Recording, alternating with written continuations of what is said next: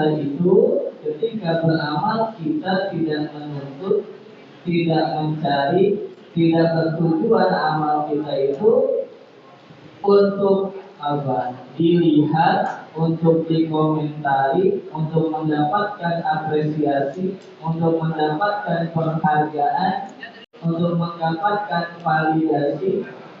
Ghairallahi, kecuali hanya kepada Allah. Jadi seperti itu kata Rasul Syekh adalah seseorang ketika beramal, dalam amalnya itu dia tidak meminta penghargaan kepada selain Allah.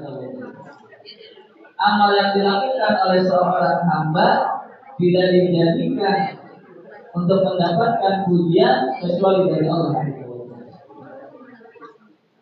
Berkaitan dengan keterangan ini Allah berfirman di dalam surat Taubah ayat 105, A'udzu billahi minasyaitonir rajim, wa qul i'malu fasayarallahu 'amalakum wa rasuluhu wal mu'minun. Kata Allah, wa qul i'malu, katakanlah hai Muhammad, i'malu. Para ulama sepakat ayat ini di dalamnya at-targhib wa tarhib. Jadi di antara ijaz Al-Quran di dalam ayat ini, keistimewaan Al-Quran di dalam ayat ini adalah dengan satu ayat Allah menghimbau, Allah berbicara kepada muti'in, orang yang taat, wal mudnibin, dan kepada orang yang berbuat dosa. Bagi ahli taat, ayat ini adalah targhib, motivasi untuk beramal.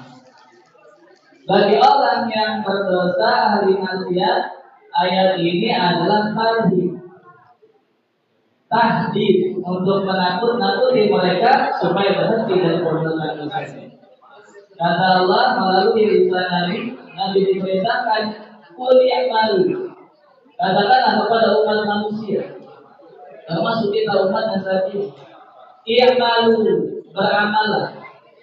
Amal itu kata ulama harokatul ajza awil qulub. Yang dimaksud amal adalah pergerakan badan atau pergerakan hati. Fa'inkan muwafiqan bi syari'ah sumia ta'atan. Kalau pekerjaan itu, pekerjaan badan atau pekerjaan hati sesuai dengan tuntunan syariat, atau pekerjaan tangan, sama-sama tangannya mengulur, yang satu mengulurkan tangan untuk memberi, yang satu mengulurkan tangan untuk mengambil barang milik orang lain, pekerjaannya sama. Tetapi yang satu memberi itu sesuai dengan tuntunan syariat, sedangkan yang lainnya mengambil, merampas barang milik orang lain tidak sesuai dengan tuntunan syariat.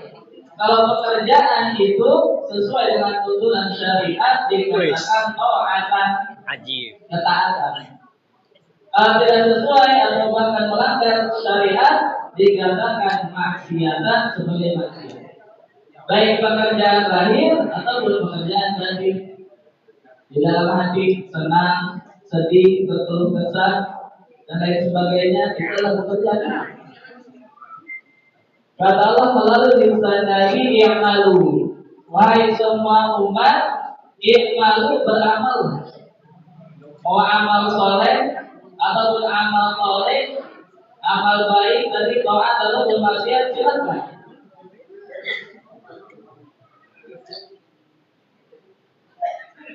Fasayarallahu amalakum wa rasuluhu wal mu'minun. Kata Allah di dalam ayat ini, amal kita itu akan dilihat oleh tiga kelompok. Pertama, amal kita itu akan dilihat oleh Allah. Yang kedua, amal kita akan dilihat oleh Nabi Muhammad. Yang ketiga, amal kita akan dilihat, akan dinilai, akan dikomentari oleh orang-orang mukmin. Ini ada keistimewaan Al-Quran yang lain.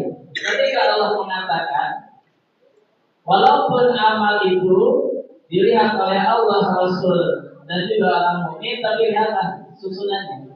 Ketika Allah berfirman, fasayarallahu amalakum. Allah akan melihat amal kalian. Jadi objeknya langsung disebutkan. Wa rasuluhu wal mu'minun, dan bukan hanya Allah, tetapi yang melihat amal adalah Rasul dan orang mukmin. Artinya apa? Setelah menyebutkan Allah, ayat ini langsung menyebutkan amal.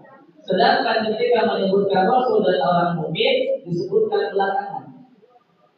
Ini tentu Al-Quran itu mengandung banyak pelajaran. Bukan cocokologi, bukan kebetulan. Ada pelajaran, ada hikmah di dalamnya, ada ilmu di dalamnya. At-takhir 'anil maqul lil isyari anna baina ru'yatain tafa'ul.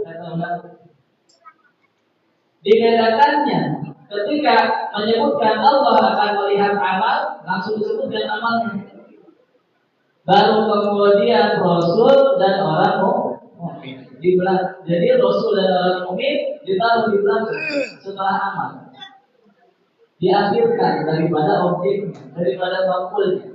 Apa kata ulama? Untuk menunjukkan perbedaan ru'yatullah, pandangan Allah, ilmunya Allah, dengan pandangan atau bahasa kita komentarnya manusia. Walaupun tadi amal kita itu dilihat oleh Allah, Rasul, dan orang mukmin, tetapi berbeda pandangannya. Kalau Allah ya'lamu sirra wa akhfa, Allah melihat amal kita bukan hanya amal lahir tetapi juga amal batinnya Allah tahu. Semua orang sholat, gerakan sholat, dan dari mulai takbir sampai dengan salam semua sama. Manusia hanya mampu melihat yang lahirnya saja. Tetapi pandangan Allah, penglihatan Allah kamil adalah pandangan yang sempurna. Tidak bisa manusia menyembunyikan sedikit apapun di dalam hati. Maka inilah maka disebut pertama, pandangan Allah berbeda dengan pandangan Rasul dan orang mukmin. Adapun Nabi dikatakan mengetahui amal manusia bi'lamin min Allah, karena diberitahu oleh Allah. Seperti Nabi tahu di antara sahabatnya mana yang orang mukmin hakiki, mana yang orang munafik. Nabi tahu. Sebagaimana guru mursyid tahu isi hati murid-muridnya ketika datang menghadap guru mursyid, karena diberitahu oleh Allah. Ingat di dalam tobat Syekh Ahmad Kanji mahabbah kepada thariqahnya Syekh Abdul Qadir, dan mahabbahnya Syekh Ahmad Kanji itu diketahui oleh guru Syekh Abu Isa Al-Maghribi. Siapa yang memberitahu? Adapun pandangan orang